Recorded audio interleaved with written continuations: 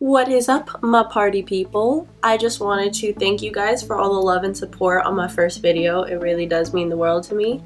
I hope you guys learned something or took something away, anything, you liked it, whatever. In my last video, I talked a lot about myself and my own story. So to kind of switch it up, I wanted to talk about those who don't necessarily have anything wrong with them. Living with alopecia or a certain type of immune disorder is a very hard thing to do. But a lot of times people don't think about the friends of those people in the situation and how they're supposed to react. So for this video, I kind of got the idea to help others and learn how to be a friend with someone who has some sort of disorder or problem. The role of a friend can be pretty difficult at times, especially in a situation where they are friends with someone who has some sort of abnormality with them. The number one thing to do as a friend is to just offer the most love and support you possibly can. Now, what does that look like? This is just offering a helping hand to someone, or offering a little bit of advice, or just someone to listen.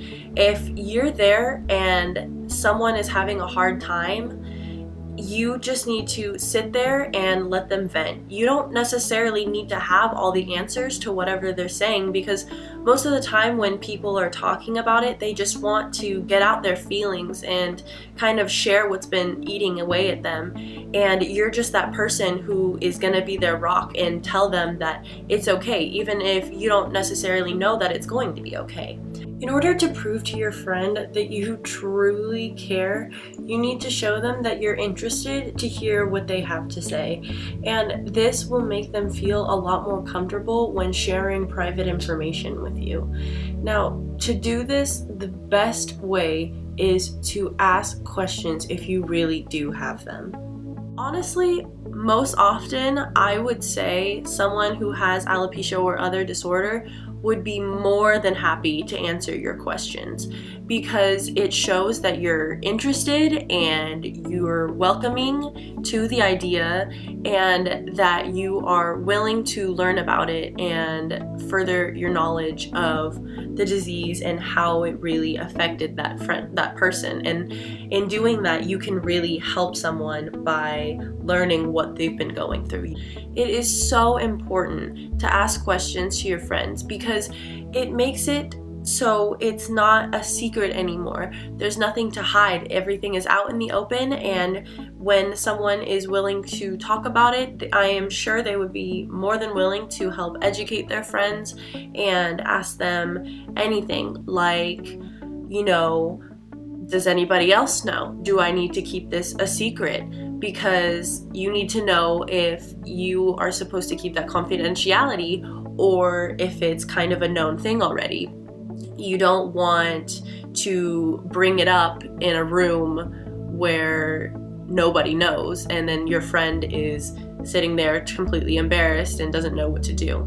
My next piece of advice you must take with a grain of salt, because it does not work for everybody. So before I even say it, I want to let you know, please know your friend before you use this method on them. So in my own perspective, I think one of the best ways to talk about alopecia or any kind of problem you have is by essentially making a joke out of it. And this is sensitive because a lot of people might not like what you have to say as a joke about their types of insecurities. So when I say joke about it, there's a difference between joking and being mean, and there's different limits. There's a fine line on where you cross from being rude to being openly funny with your friend. And you kind of need to distinguish where that line is with your specific friend, because it's going to be different for everybody. I make a joke out of anything, and so it's really hard for me to be offended. So my friends can literally say whatever they want. I have heard so many different jokes. I have been called a potato. I call myself a potato. I have been called Mr. Clean, I get Michael Jordan, so many different things, but honestly, everything just makes me laugh, so it doesn't matter. But I think the main reason why this is so important is because it really alleviates that tension that builds on the idea of having this problem or this secret. But when you kind of joke about something, it makes it so much less serious and it's a lot easier to talk about. Because you never know how someone's really gonna react to a joke that you say, it's best to honestly let them kind of go ahead first. So if you have a problem and you are revealing it to one of your friends, I would say one of the best things to do is on the first interaction, let them know what it is. But on the second time around, maybe throw in a joke somewhere, Like I have said one time I was on a hike and it was really hot. Everyone was complaining how sweaty they were. And I was like, oh my God, I'm so hot. I'm just gonna take off my hair right now. So it's just throw in that humor, and honestly, it will make things a lot easier. But because you don't know exactly how someone will be, it's a little dangerous to just go ahead and throw some zingers in at them, because you are talking about one of their insecurities and it is a big deal to them. So be careful, but also have a little fun with it. With that being said, it's a little contradicting, but kind of do with that what you will.